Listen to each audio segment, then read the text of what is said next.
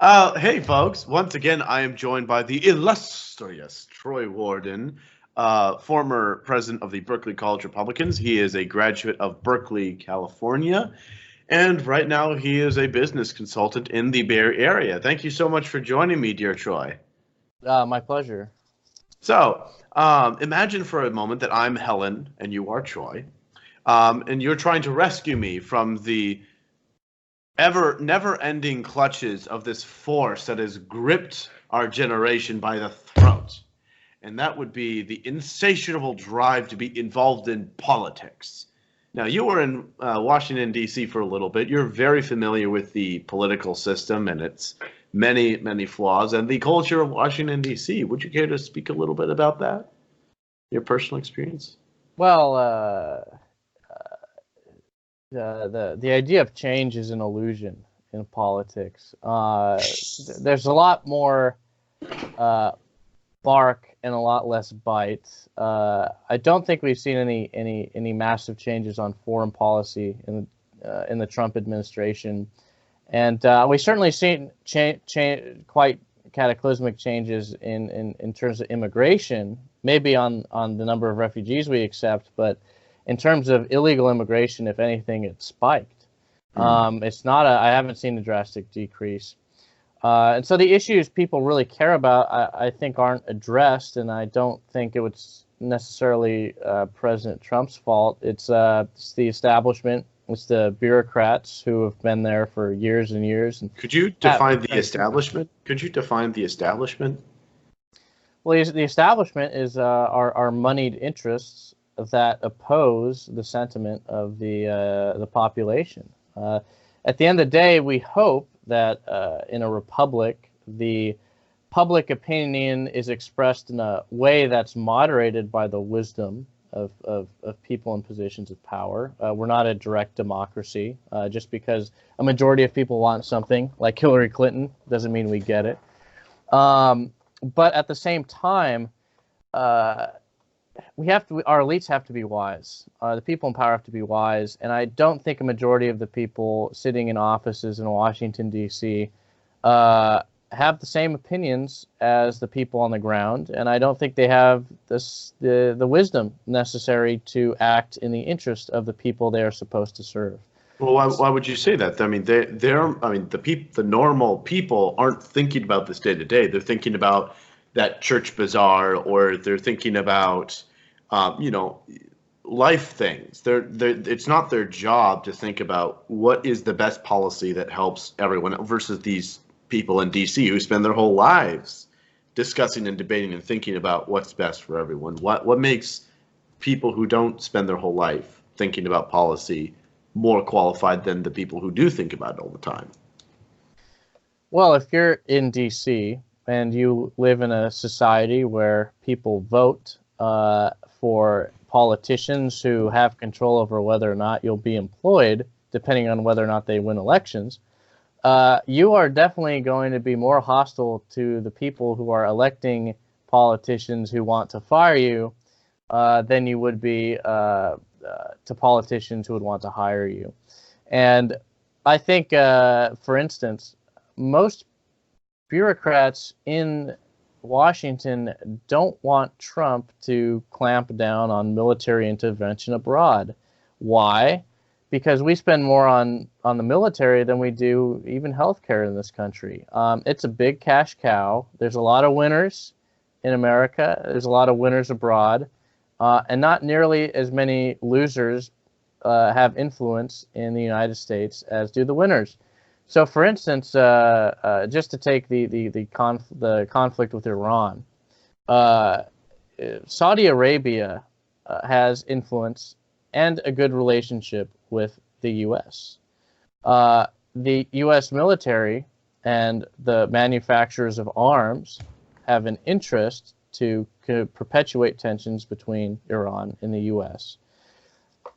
Why would there be any motivation on the part of arms dealers, diplomats, and politicians who are, getting invited to free dinners at the Saudi Arabian embassy? Why do they have any motivation to sue for peace? I see. So What about on domestic policy though? Because let's be very frank, most Americans care more. They barely care about foreign policy. The main discussions is on internal policy, things like healthcare, immigration, education. Those are the big ones. Uh, don't you believe that people who spend their whole life thinking about policy are more qualified to make conclusions on healthcare, immigration, and education than, say, the normal average American voter? No, because people in D.C. don't live in the rest of the country. D.C. is the economy of D.C. has never been in dire straits, not even during the recession. D.C. isn't being flooded with illegal immigrants. They don't have a serious crime problem, at least in the areas that are full of bureaucrats. I see. Yes. And guarded by a very diligent police force. This is true. And also, cui bono. This is a famous quote from All the President's Men, the book about the Watergate scandal. Cui bono. Who does it help? Follow the money. Follow the money. Big private or publicly traded corporations, they embrace quote unquote LGBTQIA rights. These aren't government organizations, but who do you think these corporations donate to, and what kind of governments do you think they support? I think it's very obvious. The people with money, the moneyed interests and classes in the United States, the heads of these big, rich corporations, Facebook and Google included, have views diametrically opposed to that of many Americans, and they're going to use their influence to affect change that they want to see. Not they're not going to listen to the people. And plus, the Democrats are going to pressure them through hearings and congressional investigations to do this. I mean, if you think it's a coincidence that Alex Jones was only banned after Democrats called in Zuckerberg for a good, whipping in public, then you might be a little dense. I think there was obviously a connection there. And I think it's very clear that big corporations, especially on domestic issues, are more in line with the Democratic Party than they are with the Republican. So why do you say that? I mean, Democrats have for years branded themselves as the party of the people, the working man's party, and the Republicans are just all about the rich. They only care about the rich white people. Why would you say that? Well, the Republican Party has many people who are very socially liberal on a lot of issues. They're quite willing to, sell out many of their constituents or customer base. Not every CEO that supports the Republican Party is, the head of Chick-fil-A or In-N-Out or My Pillow, Hobby Lobby or My Pillow. Oftentimes, there are people like the Koch brothers who really desire, for economic reasons, and I can understand why. It's a lot cheaper to hire foreign workers virtually than it is to, or even to bring them into the country physically, than to hire American workers.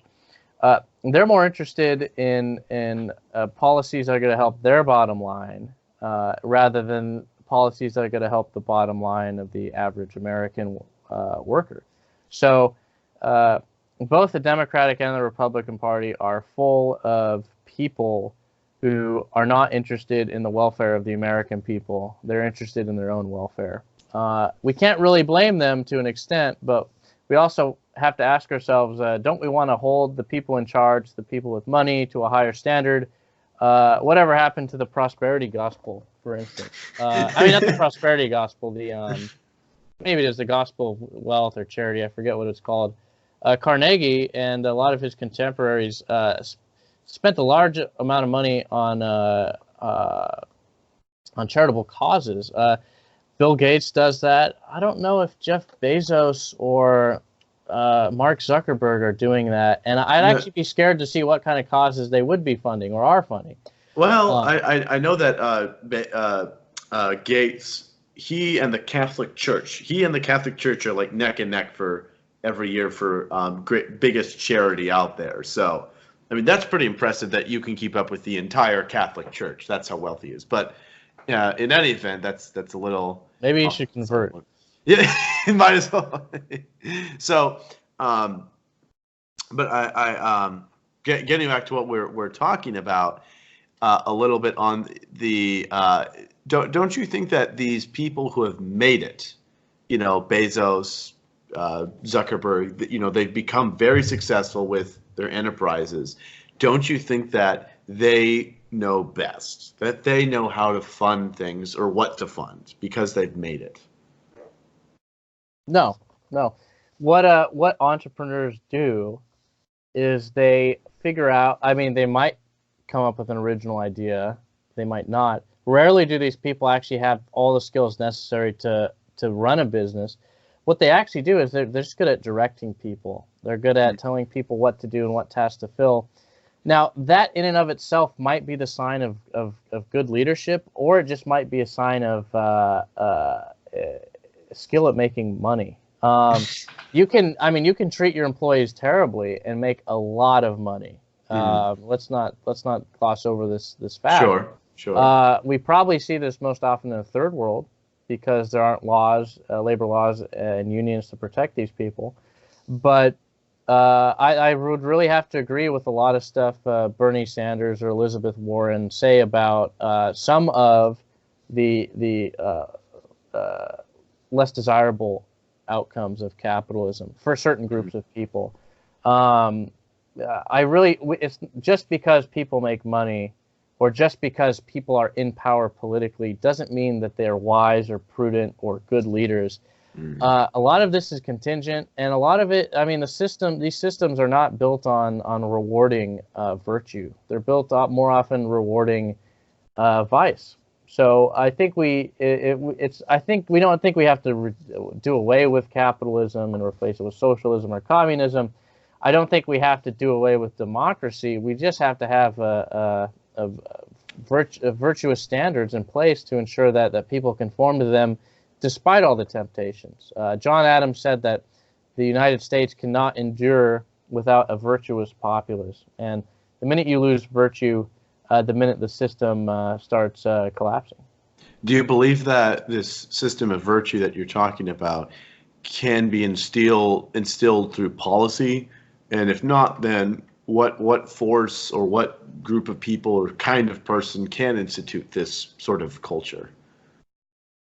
Well, I mean, we get the leaders we deserve. So if we lose virtue and we're hard to control and direct in the right way, then we'll end up with a tyrant or a dictator. If we're a very virtuous populace, then we can have meek and mild leaders like Eisenhower. We don't. So it's completely up to us. There are policies we can put in place to streamline the system and encourage virtue, but ultimately we're going to get stuck passing a lot of policies just to make up for the virtue deficit, as I call it. And so honestly, as social trust declines in institutions and in our neighbors, society is going to require more red tape, and it's going to be more inefficient, and it's going to be less safe and less happy. Right. I want to talk a little bit more on the structure of our political system in America. There's the Republican establishment, the Democrat establishment, but then there's also the Republican populists. Like the best example would be Donald Trump, and then there's the Democrat populists. Best example would be Bernie Sanders or AOC. And would you say that America is really, in its essence, divided by the two populists, and the establishment of both parties is completely out of base with even their own base? Would you say that? No, I would say the populists generally have their finger on the pulse of certain sections of America. I don't think they represent the people in the cities, for instance, at all. I just think the Democrat established or populists? like the Justice Democrats, like AOC, do you think that they have an understanding of the people in the cities, urban areas? And We'd have to go on a case by case basis. I think Bernie Sanders and Elizabeth Warren have appeal to a lot of Trump voters in terms of their economic policy, their healthcare policy, because most Americans aren't ideological. That means they don't have a complete and utter revulsion to any kind of socialistic policies. They just want policies that'll work for them. And in some cases, single payer might be a better system for them than Obamacare or what we had before. So I would say most of the Democratic Party is, especially on social issues, is in line with the cities.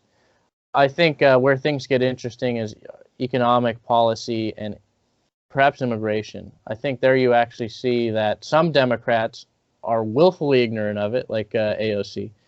But then you have some that do acknowledge it from time to time, like Bernie Sanders. I don't think Bernie Sanders is for open borders like many of his well, he's openly talking about it. His fellow comrades. He'll complain about perceived instances of racism on Trump's part, which most American people don't really care about or believe.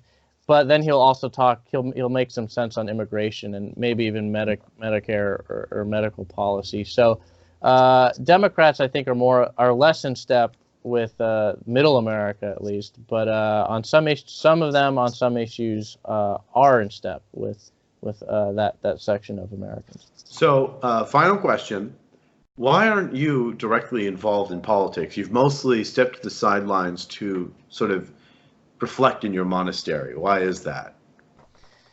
Well, you simply I like to be honest, and if I can't be honest, I wouldn't want to do what I'm doing.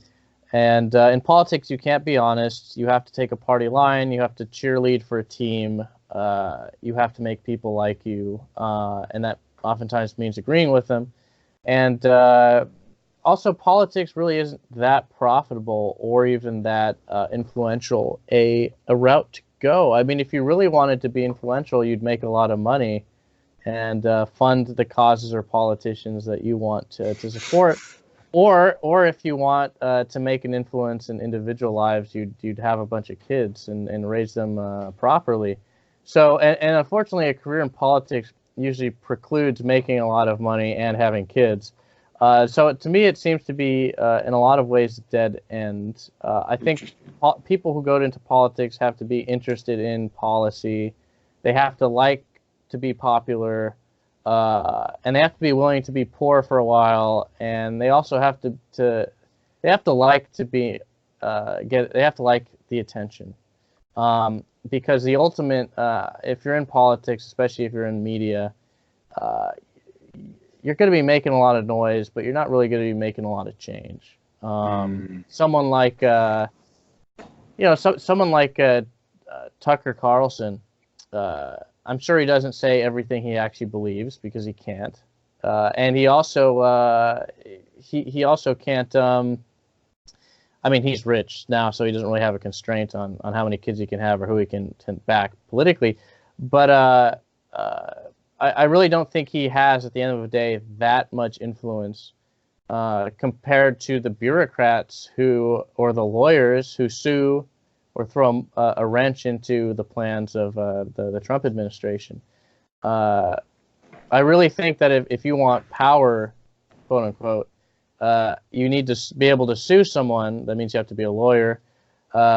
You have to have a lot of money, or you have to be a bureaucrat with your hands at the levers. So I think going into politics, doing policy, being a commentator, those really aren't ways to become highly influential and to move the mechanism of government in a way that you see. Well, folks, there you go. That's Troy Worden. Thank you so much for that very deep analysis on all things political. Thankfully, we only saved one podcast for that because there's only so much one can talk about the philosophy of politics before we start getting into metaphysics and aesthetics and all those other wonderful things, which we have already talked about. Folks, I encourage you to check those out. Don't forget to like, comment, subscribe, especially subscribe and share. And thank you so much, Troy, for the wonderful conversation I had with you. My pleasure.